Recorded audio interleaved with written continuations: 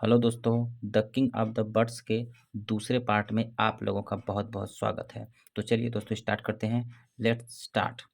The birds soared high into the sky. सभी पक्षियां आकाश में ऊपर उड़ गईं। The smaller birds fell out of the race. और जो छोटी पक्षियां थी, छोटे पक्षी थे, वो मतलब एक तरह से रेस में, दौड़ में पीछे ही रह गए। Soon only three birds, the eagle, the owl and the bustard were left competing for the crown. बहुत ही जल्द केवल तीन पक्षियां, ईगल यानी बाज, आउल यानी कि उल्लू, एंड बास्टर्ड यानी कि एक बास्टर्ड जो पक्षी है, वो पक्षी, केवल तीन लोग ही प्रतियोगिता में रह गए। मतलब क्राउन यानी कि राजा बनने के लिए केवल तीन लोग ही रह गए, बाकी लोग थक करके पीछे ही रह गए। दे वर टायर्ड, वे सभी लोग थक गए थे। But flew higher and higher, लेकिन तीनों जो है केवल राजा बनने की चाह के कारण तीनों लोग उड़ते जा रहे थे। The owl could not bear the strain and flu back toward the ground. और जो उल्लू था, जो आउल था, वो थकान को ज़्यादा नहीं सहन कर सका, इसलिए वह नीचे जो है ग्राउंड पे उतर आया, मतलब नीचे की तरफ उड़ आया, मतलब नीचे उतर गया, जमीन पर नीचे उतर गया। Now the eagle and the bustard remained, अब केवल ईगल और बास्टर्ड ही बचे थे। Higher and higher they went closer and closer to the hand of God. वे हायर एंड हायर, ऊपर और ऊपर उड़ते गए। They went closer and closer to the hand of God, मतलब वो अब ईश्वर के हाथ के करीब एकदम पहुंचने वाले थे। क्लोजर एंड क्लोजर मतलब धीरे धीरे ईश्वर के हाथ के पास पहुंचते जा रहे थे, चलते जा रहे थे। Then the effort was too much for the heavy bustard. Heavy bustard मतलब बास्टर्ड बहुत भारी था। जब उसको लगा कि जो वो एक तरह से इफर्ट कर रहा है, प्रयास कर रहा है, उसे अब ऐसा लग रहा है कि अब ये प्रयास बहुत ज़्यादा भारी है, मतलब उसके लिए बहुत मुश्किल है। तो he said to the eagle, तो उसने ईगल से कहा, माई फ्रेंड, मेरे दोस्त, यू आर द विनर। चलो मान लेते हैं तुम जीत गए, चलो तुम ही विजेता हो। I can go no farther, अब मैं इसके आगे नहीं उड़ सकता। कहने का मतलब है बास्टर्ड जो है हार मान चुका है। The eagle gathered his last bit of strength, फिर ईगल जो है अपनी पूरी, एक तरह से पूरी शक्ति जो है एक बार फिर से गैदर करता है, इकट्ठा करता है। And flew higher than the bustard, अब वो बास्टर्ड से थोड़ा सा ऊपर उड़ जाता है ताकि वो उससे जीत जाए। We we we was the eagle's winning call, और जब ईगल जो है बास्टर्ड थोड़ा सा ऊपर उड़ जाता है तो वो जीत जाता है, फिर वी वी करके चिल्लाने लगता है, मतलब एक तरह से सेलिब्रेट करने लगता है। You you have not won yet, chipped Enseed, फिर एंसीड जो है चचहाते हुए कहती है कि तुम अभी तक नहीं जीते हो। And he shot out from under one of the mighty birds feathers, और वह जो है कि ईगल के बहुत बड़े से यानी शक्तिशाली पंख से किसी एक पंख से निकल कर वो वापस आता है। जैसा कि मैंने बताया था, वो उसके पंख के अंदर घुस गया था, क्योंकि उसको पता था कि उसकी छोटा जो पंख है ज़्यादा दूर तक उसे नहीं लेके जा सकती। Enseed rose above Enquazy to touch the hand of God, फिर एंसीड क्या करता है, एनक्वाजी के ऊपर उड़ जाता है और वो ईश्वर के हाथ को एक तरह से छूने के लिए ऊपर उड़ जाता है। Enquazy just did not have the strength left to the climb any further, और एनक्वाजी के पास इतनी शक्ति नहीं बची थी कि वो उड़ करके और ऊपर जा सके। He groaned and glided down to the earth, वो एक तरह से ग्रोन भी होता है कराहना, मतलब दुख से जो पीड़ित रहते हैं, जो चिल्लाते हैं, वही होता है जो पूरी तरह से थक थक करके चिल्लाने लगते हैं, मतलब एक तरह से कराहने लगते हैं, तो वो एक तरह से लास्ट में कराहता है, दर्द से एकदम बिलखता है, और वो मतलब पृथ्वी की तरफ नीचे उतर आता है। ठीक है दोस्तों, आगे देखते हैं। All the birds below had watched this and were angry with Enseed tricks, मतलब नीचे जितनी भी पक्षियाँ थी, जिन लोगों ने देखा, वो सभी लोग एंसीड की ट्रिक को देख करके, एंसीड के प्लान को, योजना को देख करके सभी लोग गुस्से हो गए।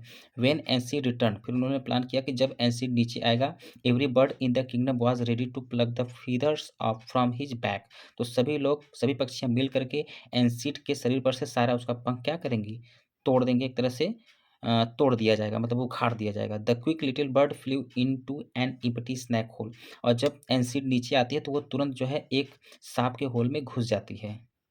कम out and said snap the bustard, फिर बास्टर्ड जो होता है वो कहता है कि बाहर आओ and said get the prize you deserve, उस इनाम को लो जिसका तुम डिजर्व करते हो, जिसके तुम योग्य हो, बाहर आओ, तुम अपना इनाम लो। Yes Enseed echo all the birds, फिर जो वहाँ पे दूसरी सभी पक्षियाँ थी वो भी एक साथ चिल्लाकर कहती है कि हाँ एंड सीड, तुम बाहर आओ और अपना इनाम लो। Where is your brave face now, अब तुम्हारा वो बहादुरी वाला चेहरा कहाँ है, हम लोग तुम्हारे चेहरे को देखना चाहते हैं। एंसीड स्टेड हिडन, एंसीड जो है वहीं सांप के होल में छिपी रही, क्योंकि उसको पता था कि अगर मैं बाहर आऊँगी, आता हूँ तो सभी लोग मेरे पंख को उखाड़ देंगे। The birds guarded the hole until long after sunset, और सभी पक्षियाँ मिल करके वहीं होल के पास बैठे थे सूर्य के डूबने के बाद भी, कि एसिड जैसे ही आएगा हम लोग उसको पनिश करेंगे। And all through the night waiting for him to show his face, और पूरा रात वो लोग इंतजार करते रहे कि वो आए और सभी लोग उसका चेहरा देखें और उसको पनिश करें, मतलब उसको दंड दे। इन द मॉर्निंग, सुबह में, एनसीड हैड स्टिल नॉट अपीयर्ड, एनसीड अभी भी बाहर नहीं आया। लिसन सेड एनक्वाजी, फिर एनक्वाजी कहता है कि सुनो, I am very hungry and weak, मैं बहुत भूखा हूँ और कमज़ोर हो गया हूँ। I suggest we take turns until the little joker decided to come out, मैं सबको ये सुझाव देता हूँ कि जब तक वो जोकर यानी कि वो जो छोटा पक्षी है एनसीड है, जब तक वो बाहर नहीं आता है सब लोग बारी बारी से यहाँ पर जो है कि रखवाली करें, मतलब इस होल का गार्ड करें, कि जैसे ही वह बाहर आए सब लोग मिलकर उसको पनिश करेंगे। Everyone agreed as most of them were very tired, सभी लोग जो है कि सहमत हो गए, क्योंकि सभी लोग वहाँ पर क्या थे, एक तरह से थके हुए थे, कि सब लोग बारी-बारी से उसका मतलब एक तरह से उस होल के पास सब लोग बैठ कर के इंतज़ार करेंगे। I am not yet tired और हंग्री सेड द आउल, फिर आउल इस पर कहता है कि मैं अभी तक मैं ना तो थका हूँ नहीं और नहीं मैं भूखा हूँ।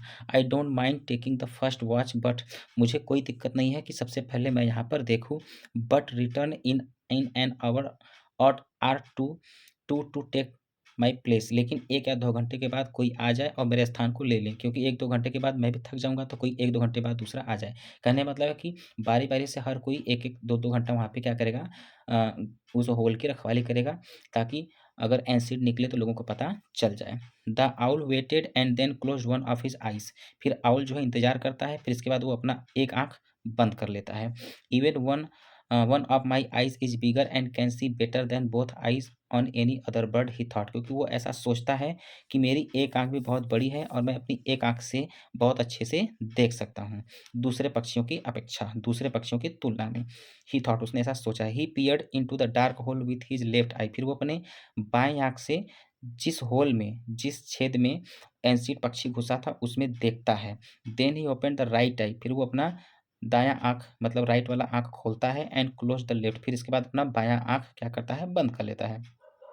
This went on until the owl fail fast asleep, और यह तब तक चलता रहा जब तक वो पूरी तरह से सो नहीं गया, मतलब एक आँख बंद करता था, दूसरा खोलता था, फिर दूसरा बंद करता था, फिर पहला खोलता था, ऐसा करते-करते वो क्या हो गया, एक तरह से सो गया।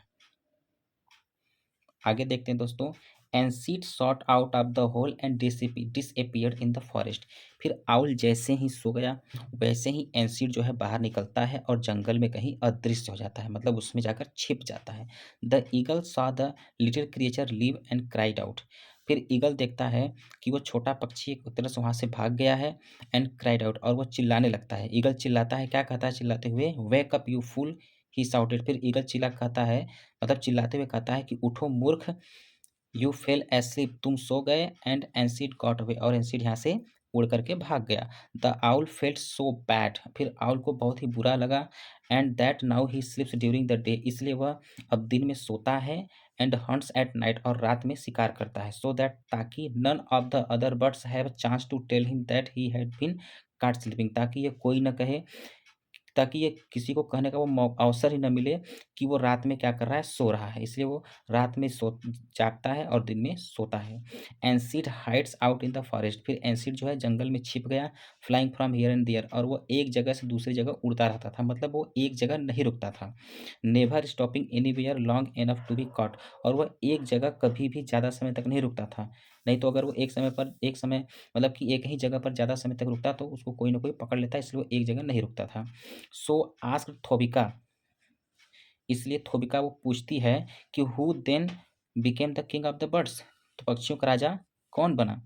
That my child said Gogo, फिर गोगो कहती है कि माई चाइल्ड, मेरी बच्ची, गोगो विथ ए स्माइल, मतलब गोगो मुस्कुराते हुए कहती है कि मेरी बच्ची, नो वन नोज, कोई नहीं जानता है कि राजा कौन बना। आई थिंक, मुझे लगता है, they are arguing to this day about the position, कि वो उस दिन से मतलब कि इसी दिन से वो अभी भी उस पोजीशन के लिए, मतलब कि राजा किसको बनना चाहिए, किसको नहीं बनना चाहिए, उसके लिए वो अभी भी आपस में आर्गुइंग मतलब बहस कर रहे हैं या बहस कर रहे हैं।